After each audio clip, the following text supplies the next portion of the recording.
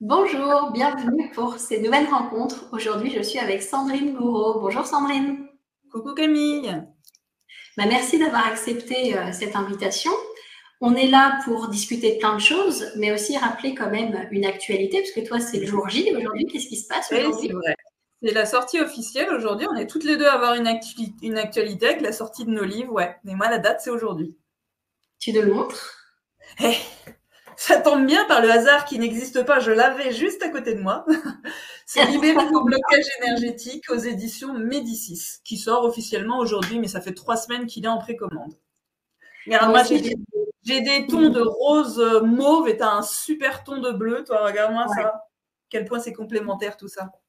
Ils se vendent super bien ensemble. C'est ça qui est fou. Bah, écoute, franchement, ouais, ça marche vraiment super bien, alors qu'il sort que aujourd'hui. Et je trouve ça vraiment chouette de voir à quel point finalement tu peux, même quand tu n'es pas très connu, bah, te propager quand même, petit à petit, lentement mais sûrement, mais te propager dans pas mal de mains en France et même à l'étranger. Et chambouler un peu les codes de l'édition, parce que notre éditrice, donc on a la même, C'est elle est un vrai, petit peu surprise de c'est l'ampleur des ça, choses, c'est alors que ça. tu ne respectes pas trop les critères habituels de communication. Non, c'est vrai, parce que peut-être qu'ils me correspondent pas trop non plus et que j'aime bien faire à ma sauce. J'aime bien prendre les choses et les faire à ma sauce, en fait, à un moment donné. Je reste persuadée que si tu restes toi-même, même dans un cadre qu'on voudrait toujours normer, en disant bah c'est comme ça que les choses se passent, c'est comme ça qu'elles fonctionnent, je pense quand même que quand tu restes qui tu es, même en te décalant de ce genre de choses, bah, c'est ce qu'il faut faire. Voilà. On est bien d'accord. Donc, chacune à notre manière. On va Et c'est d'ailleurs vrai. répondre à des questions que les followers nous ont C'est posées. ça, on a mis un petit sticker question chacune de notre côté et puis on a reçu des questions. On avait bien précisé que ce serait pour toutes les deux. Tout à fait. Je Donc je te commence laisse par... commencer Ouais. puisque c'est toi qui invites, c'est toi qui payes. Alors, comment vous vous êtes rencontrées toutes les deux? Est-ce Oh, que... sur une application de rencontre. C'est ça. Presque. Tu vois. Comment toi tu m'as connue d'ailleurs? Parce que moi je sais comment je t'ai connue, mais je sais pas comment toi tu m'as Alors, connue. vraiment, parce que ça date maintenant, j'ai plus la date précise, il me semble que ça doit être du 2014-2015, en tout cas à un moment où dans ma vie ça s'effondrait littéralement. Euh, je suivais une hypnothérapie en présentiel chez quelqu'un qui, enfin voilà, c'était à l'autre bout de Paris, etc. Et puis c'était très cher sur le long terme. Et j'avais commencé à faire des recherches sur Google. Je ne veux pas dire de bêtises, je crois que c'est Google. Voilà. Je ne sais pas quels sont les mots-clés que j'ai tapés, mais en tout cas, j'ai dû taper quelque chose comme hypnothérapie, blessure, aller mieux, enfin vraiment un truc qui est pas folichon, en tout cas à l'époque, parce que quand tu veux aller mieux, tu tapes aller mieux, et je t'ai trouvé. Et donc tu m'as acheté des MP3. C'est comme Ouais. ça que j'ai vu ton nom apparaître souvent dans ma boîte mail. Et moi à Mm. chaque fois à l'époque je te les envoyais manuellement. Et comme tu en achetais plein, je t'en offrais toujours en plus. Et je savais pas du Oui, tout que toi de ton côté, tu étais en train de parler de moi sur les réseaux, parce que moi je n'étais pas sur Instagram. c'est vrai. Et je Ça, savais je me pas que... souviens. À chaque Ouais. fois qu'on faisait une commande, t'envoyais un cadeau en plus. Je m'en souviens très très bien. Et, euh, et ouais, non, ça m'avait énormément aidé à l'époque. Ça, c'était un truc. Et c'est comme ça que je me suis ouvert à tout ça. En fait, ça a été le premier, j'allais dire doigt dans l'engrenage de tout ça, mais ça a été le premier pas sur ce chemin absolument extraordinaire. Ouais, je m'en souviens. Quand on te commandait quelque chose, tu offrais, et moi j'en parlais autour de moi, j'en parlais sur les réseaux, mais sans te taguer parce que je ne savais pas que tu avais une présence sur les réseaux sociaux. Ça, je m'en souviens très Ouais, bien. c'est arrivé après, ouais. Mais en tout cas, je te prends souvent comme exemple de faire les choses avec le cœur, sans savoir que la personne en face, elle va peut-être t'aider à être connue. Toi, tu l'as juste fait sincèrement. Et c'est pour ça que bah, moi, ma vision des choses, en tout cas en termes d'abondance, c'est de faire les choses avec le cœur, sans forcément chercher un résultat derrière. S'il y en a un, Ouais. tant mieux. Mais s'il n'y en a pas, tu l'auras au moins fait avec le cœur. C'est ça, en fait. Même souvent, tu le fais pour toi, en fait, parce que ça te fait plaisir de faire un petit cadeau ou un petit truc. C'est ça, en fait. Ça te fait plaisir, ou tu te dis, bah tiens, ouais, je fais un petit truc en plus, et sans savoir ce que ça peut éventuellement t'apporter derrière. Je trouve ça assez dingue, ouais, quand tu y penses, parce que parfois, on cherche peut-être à trop calculer les choses en se disant, ouais, mais attends, si je fais ça, ça va m'apporter ça, et encore, tu seras pas toujours certaine que ça va t'apporter ça.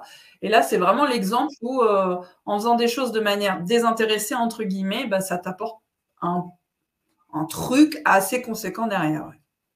C'est clair. Tu avais une deuxième question, toi, que tu as reçue? Ouais. Alors bon, moi c'était la première de mon côté, c'était est-ce qu'il arrive un jour où il est trop tard? Et je l'ai noté sur mon bloc-notes parce que je l'ai trouvé vraiment très intéressante cette question. Est-ce qu'il arrive un jour où il est trop tard? Alors je ne sais pas si tu veux commencer. Alors, j'aurais envie de répondre oui et non. Ouais, pareil. Absolument pareil, oui et non. Comme quoi, on ne peut pas avoir des réponses toujours catégoriques et je remarque que souvent, les gens qui posent une question veulent une réponse un peu catégorique et complètement fermée, alors que comme tu le, comment dire, comme tu le diffuses souvent sur tes réseaux, il y a de la nuance partout. D'ailleurs, c'est avec toi que je mets le plus de nuances dans mes croyances, dans mes propos et dans ma vie. T'es un peu Madame Nuance. C'est ça. Je pense que pour répondre à la question, parfois il est trop tard pour certaines choses. Si le train est parti, c'est trop tard, par exemple pour avoir des enfants quand tu as passé l'âge, pour aller avec un amoureux s'il s'est marié, qu'il a continué sa vie ailleurs, etc. Ouais. Mais je pense qu'il est jamais trop tard pour changer les choses et être heureux à partir de maintenant. C'est-à-dire Ouais. qu'on ne pourra pas rembobiner le film et genre les 10 dernières années faire en sorte d'avoir été heureuse. Non, ça c'est trop tard. Par contre, à partir d'aujourd'hui, je peux faire des choses pour qu'à partir d'aujourd'hui, je sois heureuse. Voilà, c'est comme ça que moi j'entends. Ouais, faut comprendre que tu ne réécris pas l'histoire. En tout cas, factuellement, tu ne réécris pas l'histoire, mais tu peux faire en sorte d'écrire une nouvelle histoire à partir de maintenant. Je suis exactement comme toi, mais cette question, c'est oui et non. C'est oui, il est trop tard et moi, ma première pensée était de penser au domaine sentimental parce que j'ai vraiment un exemple en tête. C'est de quelqu'un à qui pendant des années, tu lui as dit, bah, tu sais, ça va pas, ou tu ne me traites pas correctement, ou il faut que tu fasses un choix, ou il faut que tu te positionnes. Un beau jour, alors ça se compte en semaines, en mois, en années, peu importe, mais un beau jour, il est effectivement trop tard. Cette personne fait exactement tout ce que tu as demandé, mais c'est trop tard. C'est vraiment trop tard et on ne réécrira pas l'histoire et on va même en écrire une nouvelle à partir de maintenant. Et là où je pense qu'il n'est jamais trop tard, c'est en termes d'âge, de capacité, ce genre de choses. On me demande souvent, j'ai tel âge, je pense que c'est trop tard pour changer les choses. Et non, là, on les a pas forcément en tête, mais il y a des tonnes d'exemples de gens qui se sont remis à faire des études, ils avaient quoi, 70 ans. Il y en a qui ont créé leur entreprise aussi, il y en a qui ont publié leur premier livre, il y en a même qui sont devenus des stars d'Hollywood, ils avaient déjà 50 ans, 60 passés, ils n'ont connu le succès que tardivement. Quand ils se sont autorisés, ou ils ont repris des projets quand les enfants étaient grands, ils ont quitté la maison, ou après un divorce, etc. Non, là-dessus, il n'est jamais trop tard pour créer le changement dans sa propre vie. Je suis tout à fait d'accord avec toi. Et tu donnes souvent des exemples du sport, toi, sur les réseaux sociaux. Tu montres des personnes d'un certain âge ou tu parles de ta mère, tout simplement, qui se Ça, sent. moi, j'aime beaucoup parce qu'à la salle de sport où je suis inscrite, justement, alors c'est mon horaire qui veut ça, j'y suis en même temps que tous les retraités, du coup. Et ouais, ils ont entre 60 et 87 ans, je crois, pour le plus âgé avec qui je converse. Et finalement, c'est très rare ceux qui ont fait du sport toute leur vie. Voilà, ils n'avaient pas le temps ou d'autres raisons, mais franchement, mais à 99% du temps, quand je discute avec eux, ils me disent qu'ils ont commencé à la retraite, donc à plus de 60 ans, donc 62, 64, selon l'âge auquel on est parti. Et honnêtement, alors physiquement, ils sont mais magnifiques, vraiment magnifiques. Mentalement, ils sont super alertes, ils sont super en forme, ils ont plein d'énergie. Et quand je discute avec eux, ils me donnent souvent l'exemple de leurs amis de leur âge qui, eux, ne s'y sont pas mis, ils voient une réelle différence. Voilà. Et souvent, ils étaient exactement pareils. Donc, en fait, ça leur fait un parallèle de, on était dans le même état avec mes amis à 60, 64. Moi, j'ai changé les choses. Mais du coup, j'ai un petit peu sous le nez aussi toujours l'exemple de ce qui serait arrivé si j'avais pas changé les choses. Tu vois. Donc, ouais, même pour ça, il est absolument, sauf si tu as une pathologie, bien évidemment, hein, on parle pas de ces cas-là, mais sinon, il est jamais trop tard pour changer les choses. Mais il est jamais trop tôt non plus pour oser les faire. Ah bah ça, c'est certain, hein. Plus tôt tu t'y prends. Je crois qu'il y a une phrase qui dit plus tôt tu descends du mauvais train, moins le chemin du retour sera long, un truc comme ça, tu vois. Mais c'est vrai, bien évidemment. Dans l'absolu, le meilleur moment pour changer les choses, c'est toujours hier. C'est souvent dans les entreprises, on dit, tu le veux pour quand ça? Pour hier. Mais en vrai, aujourd'hui, c'est parfait et demain, ce sera aussi parfait si c'est réellement demain et pas un demain qui est toujours demain. Tu vois ce que je veux dire? C'est le fameux, je commencerai lundi prochain, puis quand tu arrives lundi prochain, tu dis, ouais, mais c'est pas un premier du mois, donc on verra le premier du mois. Bon, après, on verra le 1er janvier, puis en fait, tu te retrouves à toujours repousser de manière interminable. Donc, ouais, je pense que pour ce genre de choses, il n'est absolument jamais trop tard à faire globalement et jamais trop tard pour se faire le cadeau d'une nouvelle vie. Voilà. On est d'accord. On a une autre question, justement. Est-ce que vous êtes toujours d'accord sur tout, toutes les deux? Oh, non! Non! Non, non. On voit pas forcément les choses pareilles, on n'a pas vécu exactement la même histoire, même si on a plein de points communs quand on va gratter un peu. On était toutes les deux les premières de la classe, on n'aimait pas trop l'échec et les mauvaises notes. On a toutes les deux été mamans solo, on a toutes les deux monté notre entreprise, donc on a plein de points communs. On n'a pas forcément vécu les étapes au même moment. Déjà, on n'a pas le même âge. Je suis beaucoup plus vieille que toi. Pas beaucoup, non? Et donc, des fois, j'ai l'impression d'avoir compris quelque chose que toi, tu es en train de vivre. Et puis, inversement, des fois, toi, tu as déjà vécu ce que moi, je suis en train de vivre et toi, tu l'as déjà compris. C'est un peu comme si on visait on visite chacune notre ville d'expérience. Ça ne veut pas dire qu'il y en a une qui est en avance sur l'autre. Ça veut dire simplement qu'on est en train de vivre une expérience différente et que à la fin, on aura une sagesse qui aura accumulé toutes ces expériences. Donc, on n'est pas toujours d'accord sur tout, mais quand même, on a... Non. Après, j'aurais pas forcément des exemples en tête, mais je sais que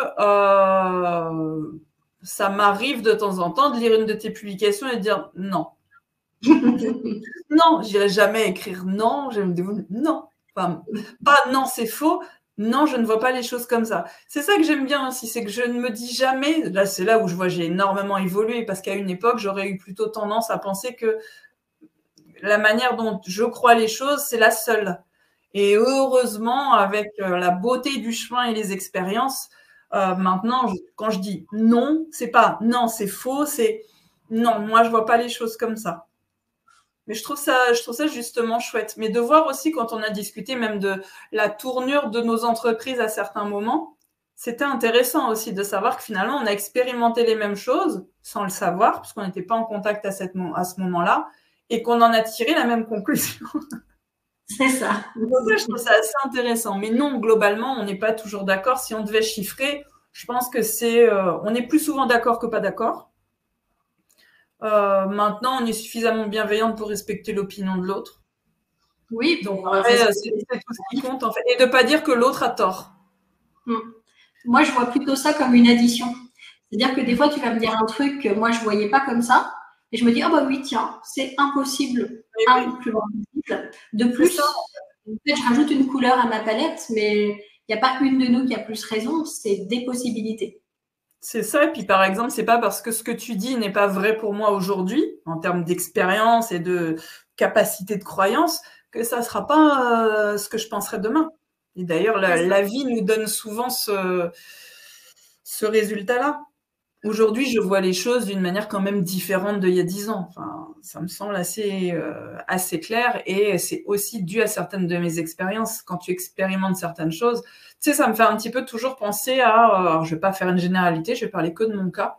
Quand je n'avais pas d'enfants, je disais toujours que je les élèverais d'une certaine manière, je ferais les choses d'une certaine manière. Quand je les ai eus, j'ai pas fait ce que je disais que je ferais. Et je vois les croyances en lien avec l'expérience de la vie exactement pareil. Je vois les choses d'une certaine manière parce qu'il y a des trucs que j'ai pas expérimentés. Et puis demain, après-demain, dans une semaine, dans un an, j'aurais peut-être expérimenté un truc similaire. Et là, je vais me dire que cette croyance, ouais, c'est plutôt ça que je crois maintenant. Voilà. C'est ça qui est bien aussi, c'est de pas s'enfermer dans je crois ça et je croirai ça toute ma vie. C'est pour ça que j'ai tendance à pas défendre bec et ongle non plus mes positions du jour, parce que parce que je sais qu'elles sont amenées à évoluer. Finalement, c'est le résultat, nos croyances, c'est le résultat à la fois de nos expériences passées et puis de notre réalité d'aujourd'hui. On ne peut pas les faire rentrer dans la réalité de demain, on ne l'expérimente pas, on ne sait pas trop ce qui est possible, ce qui ne l'est pas, donc ça va tellement évoluer tout ça. C'est clair. Tu avais une autre question qu'on t'avait posée?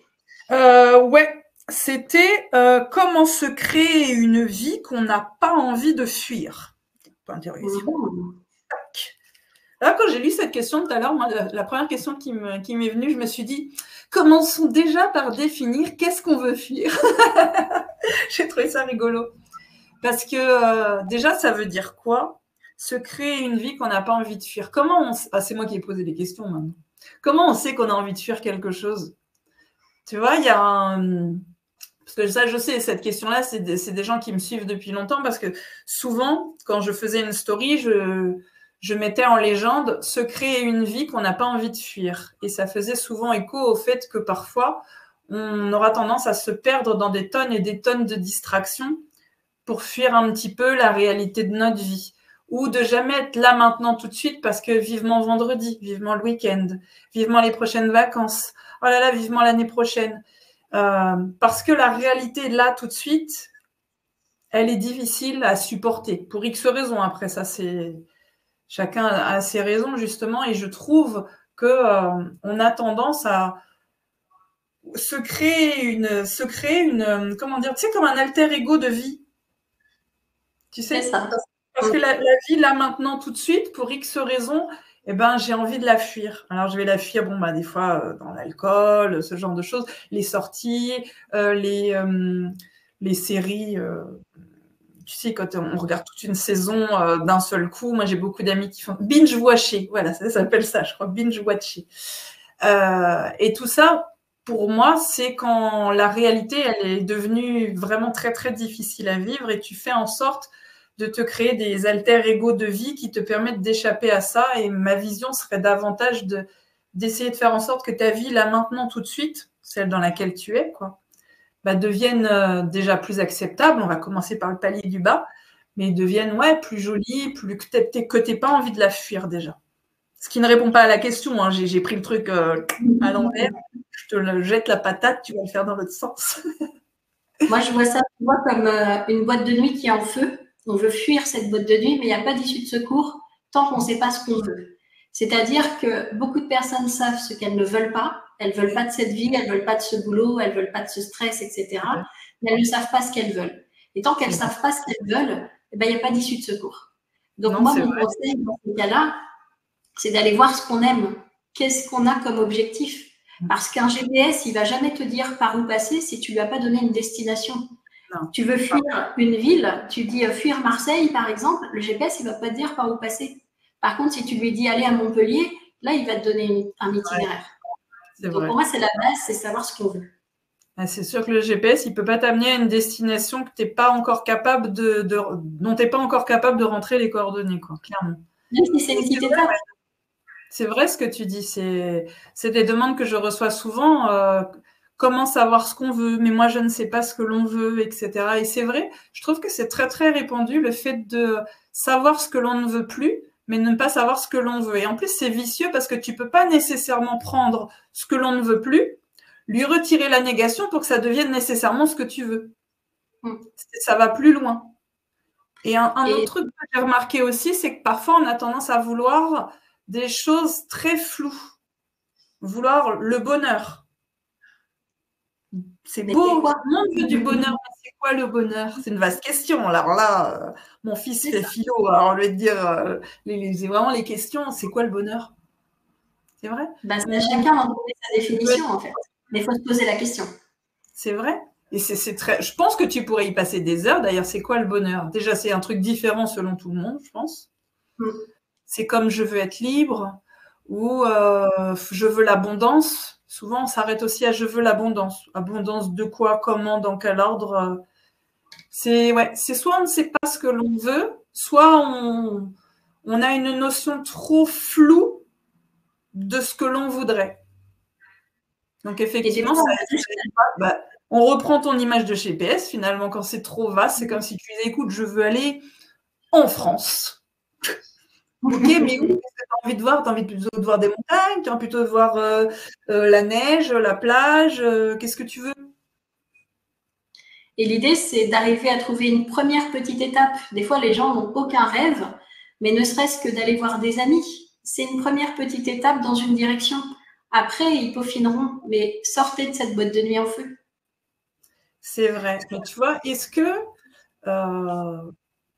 qu'on n'a aucun rêve ou est-ce que dans la vie, on t'a plutôt appris à pas trop rêver? Tu vois, il peut y avoir de ça aussi parce que, ou alors c'est mon côté peut-être utopiste, mais j'ai du mal à croire qu'on ne puisse avoir aucun rêve. Je pense que si même une personne qui aujourd'hui aurait 40 ans et dit j'ai aucun rêve, je suis sûre que si on pouvait rembobiner, ben tiens, en utilisant ton livre par exemple, on va rembobiner, on va le faire revenir en arrière.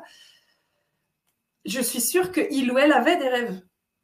Et qu'il les a encore enfouis derrière tout ça. Voilà. Derrière le manque de confiance, derrière plein de choses, ouais. Ouais, j'ai du mal à concevoir qu'on puisse avoir zéro rêve. Je pense qu'on en a eu, mais soit on nous a appris à les rendre tout petits ou à dire, oh, bah, écoute, ça se réalisera pas ou tu pourras pas, etc. Mais je pense qu'on a tous eu des rêves et je pense aussi que c'est bien d'aller vers la notion de... si tu veux, le mot rêve, moi, je le trouve à double tranchant. C'est-à-dire que souvent, j'ai presque l'impression qu'il a une connotation un peu péjorative dans le sens où le rêve, tu vois, le rêve, il est là. Tu en rêves. Par défaut, si tu te couches le soir et que tu en rêves, techniquement, tu l'as pas réellement vécu. Et des fois, je me dis, ça a peut-être une petite connotation négative quand tu dis j'ai un rêve, et ben peut-être que quelque part dans ta tête, tu ne penses pas que ça puisse être réalisé, parce que du coup, ça s'appelle peut-être plus un rêve, ça s'appelle un projet. C'est vrai. Tu avais une dernière question qu'on t'a posée? Eh ben écoute, j'ai notre éditrice qui m'appelle en même temps. Comment fais-je? Je la rappelle dans 5 minutes. On va avoir fini. Ouais. Mais elle ne me permet pas d'accéder à mon téléphone pour aller chercher la dernière question. Et ben, on va l'inventer cette dernière question. Belle dédicace en même temps dans la vidéo. Que veux-tu? Ça ne s'invente pas. Ça ne s'invente pas. C'est pour te féliciter de cette super lancée. Je trouve que le clin d'œil est phénoménal. C'est clair. Dans même temps qu'elle l'appelle à ce moment-là. Bon, elle va rappeler, je la connais. Ah oui, j'avais 2 questions super intéressantes. Est-ce que tout le monde peut réussir dans une activité comme la vôtre en 2024? Et une autre question, à quoi tient le succès d'un livre? Alors, je ne sais pas laquelle tu voudrais faire. On va répondre rapidement aux 2. Je réponds à la première vision des choses, c'est que tout le monde peut réussir dans une activité comme la vôtre en 2024. Je pense que le en 2024, il est important dans la question. Je pense qu'il y a ça, il y a le tout le monde. C'est-à-dire que tout le monde n'est pas fait pour faire notre métier non plus et que tout le monde n'est pas fait non plus pour être entrepreneur. Donc déjà, la première réponse à cette question, c'est est-ce que ça vous convient? Est-ce que c'est quelque chose que vous voulez faire? Maintenant, en 2024, comme dans n'importe quelle année selon moi, il y a toujours moyen de réussir si tu fais les choses avec le cœur, si tu t'en donnes les moyens et si tu sais te remettre en question. Donc pour moi, c'est pas une question d'année, même si on a vécu des choses plus ou moins compliquées avec la pandémie et compagnie. Il y a toujours moyen de s'adapter et de surfer sur la vague pour pouvoir y arriver. Mais tu sais à quoi ça me fait penser? C'est comme quand j'entends toutes ces émissions où il y a des chanteurs, etc. C'est plus possible maintenant de faire émerger un talent, etc. Et c'est faux, parce que au moins une fois dans l'année, il y a quelqu'un qui sortira de nulle part, qui va avoir une voix, pas une voix que tu n'as jamais entendue, parce que je crois que ça n'existe plus vraiment maintenant, mais en tout cas qui va sortir littéralement du lot. Quand on te dit toutes ces émissions où il y a des chanteurs, c'est fini maintenant, plus personne n'a de succès. Et pourtant, il y a, par exemple, le groupe Maneskin, il vient d'une émission de télé-réalité en Italie, mais exceptionnelle. Imagine s'il s'était dit, ça sert à rien, maintenant, de nos jours, il n'y a plus moyen de faire, d'être reconnu, d'avoir du succès, etc. Je pense que, déjà, faut pas se persuader que c'est devenu plus difficile. Parce que sinon, ça devient plus difficile, forcément. Quand tu crois qu'il n'y a pas de place pour tout le monde, il n'y a effectivement pas de place pour tout le monde, et très souvent pour toi, vu que c'est ce dont tu es persuadé. Et je pense que oui, tout comme il émergera un chanteur de génie qu'on n'a jamais vu auparavant, au moins une fois par an, bah, toi aussi, tu peux émerger de tout ça. Ça, j'en suis absolument persuadée. Il y a toujours, je pense que tout comme, alors là, les jardiniers, ça va leur faire écho, tout comme ton petit pied de menthe, il trouve toujours à se faire ses racines, peu importe ce que tu lui mets sur la tête, je pense que le talent, il trouve toujours un chemin quand il doit vraiment sortir. Et justement, en parlant de talent, donc la question sur les livres, qu'est-ce qui fait le succès d'un livre? Eh bien, c'est déjà, ça la question, c'est ah oui, à quoi tient le succès d'un livre? Donc là, c'est de manière générale. Donc, c'est les lecteurs, c'est les avis qui sont laissés sur les sites sur lesquels ils les ont achetés ou pas d'ailleurs. C'est les ventes qui vont permettre aux libraires de choisir d'en mettre ou pas dans leur librairie. Et même quelqu'un de pas connu à la base peut avoir ce succès-là. Et c'est grâce au lecteur principalement qu'il aura ce succès. Bien sûr, il y a plein de démarches à faire aussi, il faut en parler. C'est pour ça qu'on fait des lives, c'est pour ça qu'on en parle sur nos réseaux. Parce que c'est comme un acteur qui vient de faire un film, il fait sa tournée de promotion pour parler de son film et donner envie d'aller le voir. C'est pas forcément la partie qu'il préfère faire, parce que voilà, c'est de la promotion, mais elle est nécessaire parce que si personne sait qu'on a écrit ce livre ou qu'on a fait ce film, bah, personne ne le lira. T'as beau avoir du talent de génie, s'il n'arrive pas, du talent de génie, je sais pas si ça se dit, enfin voilà, si ça n'arrive pas devant l'audience en question, c'est comme, je reprends encore les chanteurs, tu vois, mais quelqu'un qui aura un talent extraordinaire, mais qui ne chanterait que dans le métro pour l'instant, par exemple. Moi, je sais que quand j'habitais à Paris, je passais devant des chanteurs, des musiciens, je me disais, mon Dieu, mais c'est eux qui devraient être dans des émissions incroyables. Je me souviendrai toute ma vie d'une nana, mais elle avait une voix et elle n'était que dans le métro. Tu vois, et je me dis, cette nana, tu la transposes, je ne sais pas par quel biais, en tout cas dans une émission, mais carton plein. Elle avait tout, elle avait absolument tout. Donc parfois, c'est ça en fait, c'est un mélange d'avoir ce qu'il faut et que ce qu'il faut soit vu par, j'allais dire par les gens qui en ont besoin, par les gens qui ont aussi le pouvoir de t'aider à aller un petit peu plus loin. Mais tu vois, ouais, faut oser. C'est vrai, faut oser. Ça demande parfois un petit peu de courage dans le sens où, oui, parfois on te dira non.